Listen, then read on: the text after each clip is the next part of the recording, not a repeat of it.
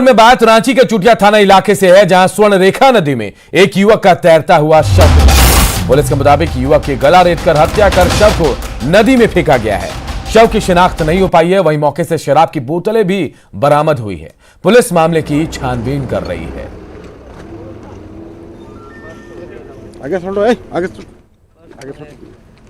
ओम प्रकाश हमारे सहयोगी इस खबर पर सीधे हमारे साथ फोन लाइन पर जुड़े हुए हैं। ओम प्रकाश, हत्या की बात तो पुलिस कह रही है, शराब की बोतलें मिली है, क्या आपसी रंजिश में हत्या हुई? क्या कोई जानकारी मिल पाई, शिनाख्त हो पाई अब तक? जी अनूप, अब तक शिनाख्त नहीं हो पाई है, लेकिन जिस तरह से घटना स्थल पर पुलिस ने भी जो जांच किया उसमें अब तक जो मामला सामने आया वो कहीं ना कहीं विवाद से जुड़ा हुआ हो सकता है। नशे के बाद विवाद हुआ, जिसके बाद इस पूरी हत्या को अंजाम दिया गया। आपको बता दें कि नदी से कुछ दूरी पर खून के जो धब्बे हैं वो साफ तौर से नजर आ रहे हैं, जो बताता है कि कहीं ना कहीं हत्या जो है वो जहां शव फेंका गया उससे कुछ दूरी पर अंजाम दिया गया, जिसके बाद शव को उठाकर वहां फेंका गया। फिलहाल युवक के शिनाख्त की कोशिश की जा रही है, जिसके बाद ही पूरा मामला उद्भेदन हो सकता है। वहीं आपको बता दें कि लगातार इस तरह की हत्याएं जो हैं वो राजधानी रांची में सुरक्षा व्यवस्था के लिए एक बड़ी पहेली बन चुकी है और पुलिस के लिए भी एक परेशानी का सबब है। जिस तरह से इस हत्याकांड को अंजाम दिया गया उसके बाद इलाके के लोग भी कहीं ना कहीं सहमे हुए हैं और साफ तौर से पुलिस के सुरक्षा व्यवस्था को लेकर सवाल उठा रहे हैं। तो चुटिया थाना इलाके के स्वर्ण रेखा नदी में एक युवक का तैरता हुआ शव मिला है। हालांकि युवक की शिनाख्त अब तक नहीं हो पाई है, लेकिन गला रेतकर हत्या की आशंका पुलिस भी जता रही है। वहीं मौके से शराब की बोतलें भी मिली है, जिसके बाद यह आशंका जताई जा रही है कि आपसी विवाद में ये हत्या को अंजाम दिया गया है। चतरा से भी एक बड़ी खबर है, नशे के कारोबारियों पर बड़ी कार्रवाई की गई है। देखिए, 6 एकड़ में लगी पोस्ता की फसल को नष्ट किया गया है। सदर थाना के कई गांवों में अभियान चला गया, एसडीपीओ के नेतृत्व में ये कार्रवाई हुई है। तो चतरा से बड़ी खबर, जहां नशे के कारोबारियों के खिलाफ बड़ी कार्रवाई की गई है और कई एकड़ में लगी पोस्ते की फसल को नष्ट किया गया है। अगली खबर भी चतरा से है, जहां 2 महीने की मासूम बच्ची की हत्या का मामला सामने आया है। हत्या का आरोप किसी और पर नहीं बल्कि मासूम के पिता और दादी पर है, जिसने संकुचित मानसिकता की वजह से अपने ही कलेजे के टुकड़े की गला दबाकर हत्या कर दी। घटना पत्थलगढ़ा थाने के खैरा गांव की है। घटना के बाद मृत बच्ची की मां गायत्री देवी ने थाने में आवेदन देकर अपने ही पति हिमराज साव और सास मलवा देवी पर घर से बाहर धूप में सो रही 2 माह की दूध मुही बेटी की गला दबाकर हत्या करने का आरोप लगाया है। इसके बाद पुलिस ने तुरंत कार्रवाई करते हुए दोनों आरोपियों को गिरफ्तार कर लिया है। तो आरोप कैसे? और देखिए, इस घटना के बाद सवाल भी उठ रहे हैं। बेटी की चाहत में बेटी पर जुल्म आखिर कब तक होंगे? लोग कब समझेंगे कि बेटियां जो है वो बेटों से कम नहीं है?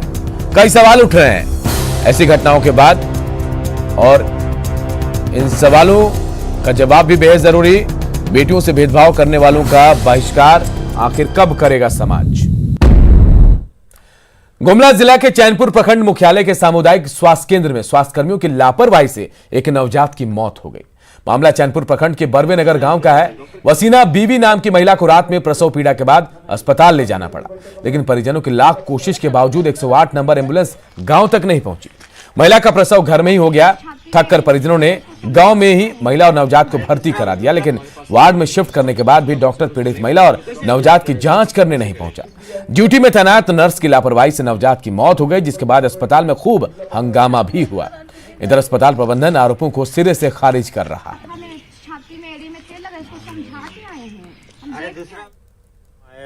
मेरा बच्चा को तो यहाँ नर्स थी उस टाइम, लेकिन उसके बाद हमको लोग चेक करके वहाँ शिफ्ट करवा दिया रूम में। उसके बाद चली गई वो अपना घर।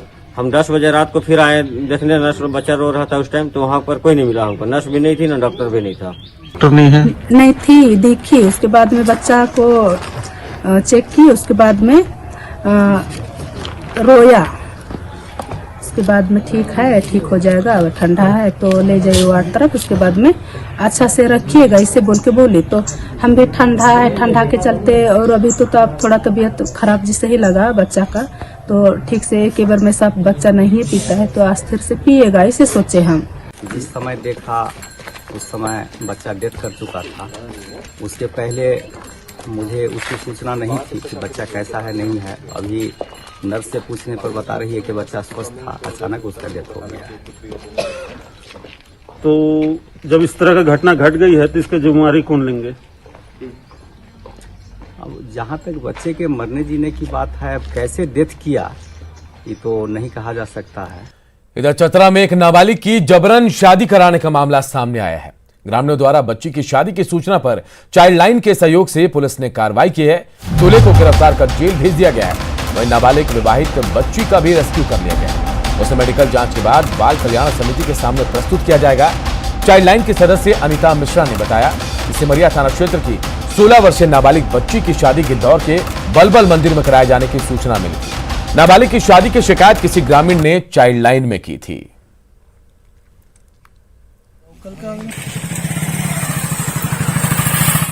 में मालूम हुआ कि एक नाबालिग लड़की जो कि चोपे पंचायत की है, जिसकी शादी हो रही है खैरा के पथलगड्ढा के खैरा गांव से में, और वो लड़की जो है से नाबालिग है। और हमारे टीम लीडर उनके यहाँ गए और लोग बताए कि आप शादी मत कीजिए, लड़की अभी नाबालिग है। इसके बावजूद भी लोग जो है से लड़की को ले आकर के बलबल मंदिर में शादी किए।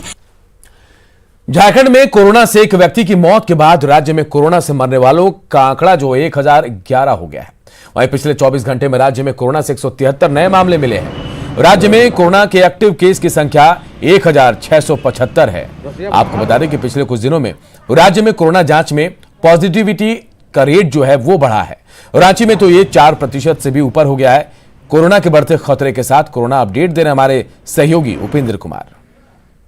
पिछले 24 घंटे में झारखंड में कोरोना के 173 नए मामले मिले हैं और इस तरह से राज्य में कोरोना पॉजिटिव की संख्या बढ़कर 1,13,198 हो गई है।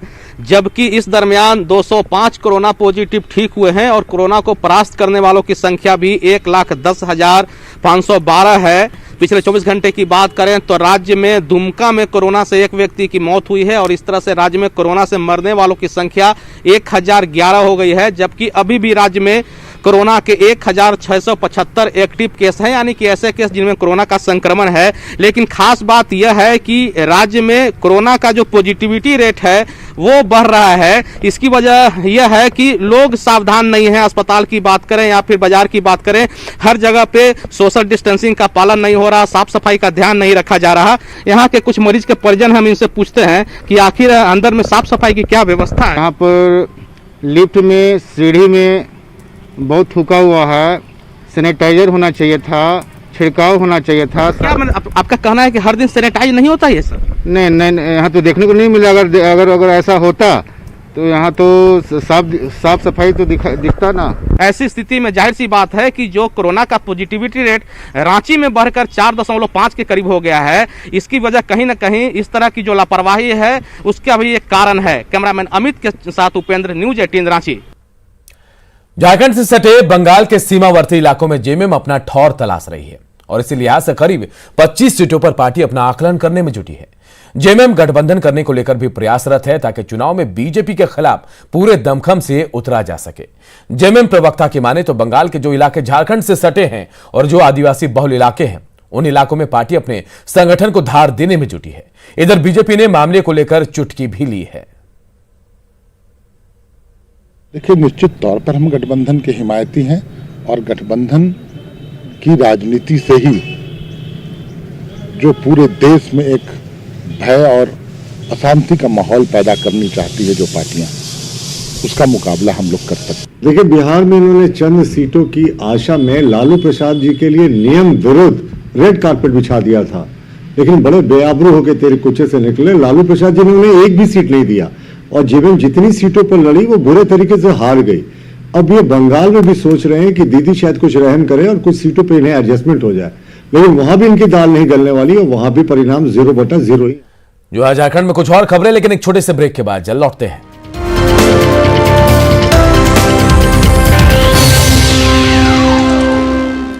देवघर में पूर्व सीएम बाबूलाल मरांडी ने एक बार फिर सीएम हेमंत सोरेन पर हमला बोला। बाबूलाल मरांडी ने सीएम पर जनता से वादा खिलाफी का आरोप लगाया और साथ ही सरकार की 1 साल के कार्यकाल को हर मोर्चे पर नाकाम बताया। वहीं राज्य में कानून व्यवस्था को लेकर भी बाबूलाल मरांडी ने सरकार पर निशाना साधा। का लेखा जोखा करेंगे तो राज्य की जनता को इस सरकार ने बड़ी निराश किया। समय आप सबको ध्यान में है, उन्होंने कहा था कि भाई सरकार हम बनाएंगे तो 5 लाख नौजवानों को रोजगार देंगे, नौकरी देंगे, काम देंगे। लेकिन अब पूरा 1 साल पूरा हो गया तो कहीं दिखाई नहीं पड़ा। देवघर के सारठ विधायक रणधीर सिंह अपनी अजीबोगरीब कारनामे के लिए हमेशा सुर्खियों में रहते हैं। एक बार फिर से विधायक रणधीर सिंह अनोखे अंदाज में दिखे। पत्थर अड्डा में पतरो नदी पर कुंडारों से जमुआ घाट के बीच बने पुल का घोड़ा पर चढ़कर वो उद्घाटन करने पहुंचे। 2018 में इस पुल का शिलान्यास करने के लिए भी विधायक हाथी पर सवार होकर पहुंचे थे।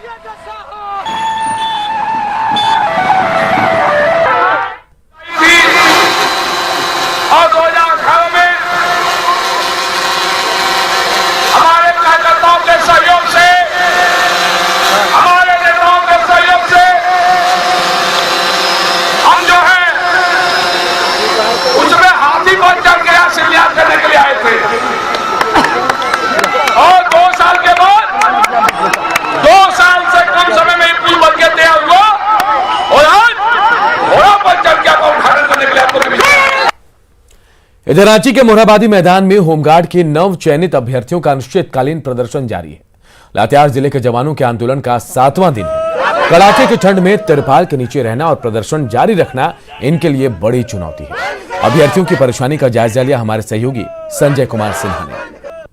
होमगार्ड के लिए 9 चयनित अभ्यर्थी अपनी मांगों को लेकर लगातार धरना प्रदर्शन कर रहे हैं और आज इनके धरना प्रदर्शन का 7वां दिन है। हम इनसे बात करेंगे। आप प्रदर्शन कब से कर रहे हैं, क्या मांग है? हम लोग का प्रदर्शन 16 तारीख से है सर। हम लोग का मांग है कि जल्द से जल्द हम लोग का बुनियादी प्रशिक्षण के लिए सरकार से मतलब विनती है कि भेजा जाए। हम लोग का विज्ञापन संख्या 01/2017 का है, जिसमें सारी प्रक्रिया पूर्ण होने के बाद अभी तक 4 साल होने के बाद भी हम लोग का जो है इसे ट्रेनिंग के लिए भेजा नहीं जा रहा है। आप लोग यहाँ लगातार 7वां दिन है, किस तरह की परेशानियों का सामना करना पड़ा?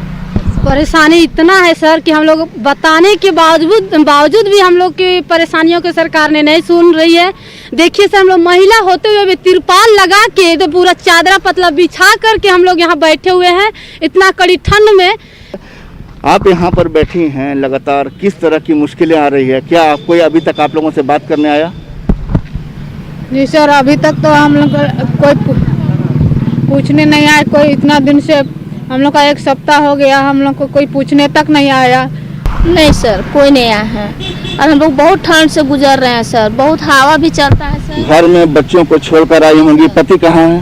पति घर में सर। हम लोग को आने नहीं दे रहे थे सर, फिर भी हम लोग जबरदस्ती आ गए सर अपना हक मांगने के लिए सर। कहने की जरूरत नहीं है, परेशानियों का अंत नहीं लफ्जों से बयां होता है और तमाम लोग लातेहार से रांची पहुंची हैं अपने हक की मांग को लेकर के। उम्मीद है कि सरकार इनके हक को, इनकी मांगों पर जरूर गौर फरमाएगी। कैमरामैन संजय तिवारी के साथ संजय कुमार सिन्हा, न्यूज़ 18 रांची। इधर जमशेदपुर अक्षेस की तरफ से कोरोना को लेकर अनोखे अंदाज में जागरूकता अभियान चलाया गया। अक्षेस की ओर से संदेश दिया गया कि मास्क नहीं तो दोस्ती नहीं। साक्षी गुलचक्कर पर जमशेदपुर अक्षेस के विशेष पदाधिकारी समेत स्थानीय लोग शामिल हुए। इस कार्यक्रम में लोगों को कोरोना के नियमों की जानकारी दी गई और साथ ही मास्क का वितरण भी किया गया। वहीं सभी को नए साल में नो मास्क नो दोस्ती की अपील भी की गई और लोगों को कहा गया कि कोरोना अभी खत्म नहीं हुआ है। कि वो गाड़ी चलाने के वक्त में मास्क आश्वासन दिया और इतना ही नहीं, उन्होंने इसका म्यूजिक सेट किया और लोगों को कैसे जागृत करना पड़ता है वो सारी चीज़ें उन्होंने एक फ्रेमवर्क बनाया है और एक तरीका से कैसे हम जागरूकता अभियान चला सकते हैं। इन सारी चीज़ों का उन्होंने अच्छा कार्यक्रम फ्रेम किया है। मैं ये अपील करना चाहता हूँ कि लोग जो है 2 गज की दूरी बनाएं, मास्क जरूर पहने और जब तक दवाई नहीं तब तक कोरोना से ढिलाई नहीं बरते। झारखंड के स्कूलों में रौनक लौट आई है। सरकार के निर्देश के बाद सोमवार से 10वीं से 12वीं तक की पढ़ाई शुरू हो गई। हालांकि प्राइवेट स्कूल अभी नहीं खुले हैं।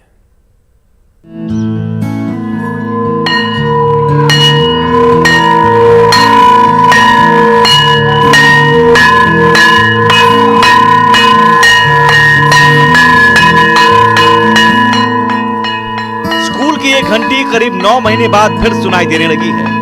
झारखंड में 10वीं से 12वीं तक की पढ़ाई शुरू हो गई है। स्कूलों में फिर से रौनक देखी जा रही है, लेकिन स्कूल आने वाले बच्चों को अभिभावक की सहमति पत्र लाना जरूरी है। इसमें कहा गया है कि स्कूल आने के लिए 2 गज की दूरी रखना है, मास्क जरूरी है और हाथ में छोटा सा सैनिटाइजर रखना है।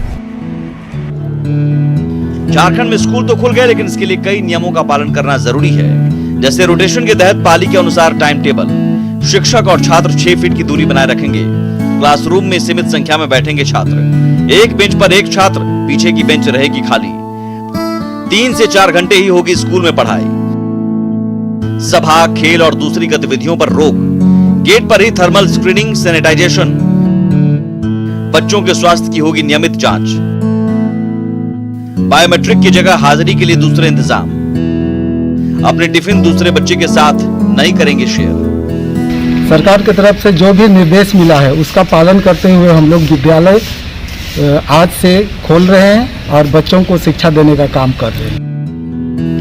सरकार के आदेश पर आज से सरकारी स्कूल खुल गए, लेकिन प्राइवेट स्कूलों में पढ़ाई शुरू नहीं हो पाई है। हालांकि राज्य शिक्षा परियोजना के निदेशक ने जल्द ही प्राइवेट स्कूलों के भी खुलने की उम्मीद जताई है। तो नाउ वो लोग भी अपना एसेस कर रहे हैं और जल्दी खोलेंगे। जहाँ तक हम लोगों का इन्फॉर्मेशन है वो लोग भी पेरेंट्स से कंसेंट ले रहे हैं। इनफैक्ट कुछ स्कूलों में आज पेरेंट का वो लोगों ने मीटिंग भी किया है। कोरोना संकट के कारण बच्चों की पढ़ाई ठप थी, लेकिन अब स्कूलों के खुलने से शिक्षा व्यवस्था के पटरी पर लौटने की उम्मीद है। गुमला से सुशील सिंह के साथ भुवन किशोर झा, न्यूज़ 18 रांची। और इस साल ईसाई मिशनरी के लोग क्रिसमस सादगी और सेवा भाव से मनाएंगे। आर्च बिशप हाउस में क्रिसमस के मौके पर इस साल कोरोना के कारण कोई केक, उपहार या बुके लाने पर प्रतिबंध लगाया गया है। ऑनलाइन मिस्सा अधिक से अधिक करने को कहा गया है। हालांकि 24 दिसंबर की रात 10:30 बजे से रांची कैथोलिक चर्च द्वारा विशेष प्रार्थना आयोजित की जाएगी। इसमें एक समय में गिरजाघर में अधिकतम 200 लोग ही शामिल हो सकेंगे। इसके अलावा इस बार पटाखा नहीं फोड़ने की सलाह भी दी गई है। आर्च बिशप ने लोगों से गरीबों की सेवा करने की अपील की है। इस मौके पर बिशप थियोडर ने राज्य सरकार में एक क्रिश्चियन मंत्री शामिल करने की मांग भी की है। ध्यान में रखकर और हमारे जो सबसे बड़े संत पिता हैं उन्होंने भी हमें ऐसी सलाह दी है कि हम गरीबों को सोचें, उनके प्रति करुणा रखें और उनकी सहायता करें और इसीलिए हम ऐसा कर रहे हैं। इस बार सिर्फ हम अल्पसंख्यक के स्कूलों के बारे में मांग कर रहे हैं। बाकी जैसे आप लोग जानते हैं, जैसा हमारा संविधान बोलता है, मुख्यमंत्री अपने को जो चाहिए उनको मिनिस्टर बनाता है। साल 2020 के खत्म होने में अब कुछ ही वक्त बाकी है। ऐसे में नए साल के स्वागत की तैयारियां भी शुरू हो गई हैं। साहिबगंज में पिकनिक स्पॉट पर हलचल बढ़ने लगी है। लोग अपने परिवार के साथ पिकनिक स्थलों की खोज में बाहर निकल रहे हैं। कोरोना काल में पार्क बंद है, लिहाजा नए पिकनिक स्थलों की खोज की जा रही है। खासकर पहाड़ों के आसपास लोग अब जुटने रहे हैं, क्योंकि इस साल के विदाई का बेला है। और इस बुलेटिन में इतना ही, लेकिन खबरें लगातार जारी है। देखते रहिए न्यूज़ 18 बिहार झारखंड।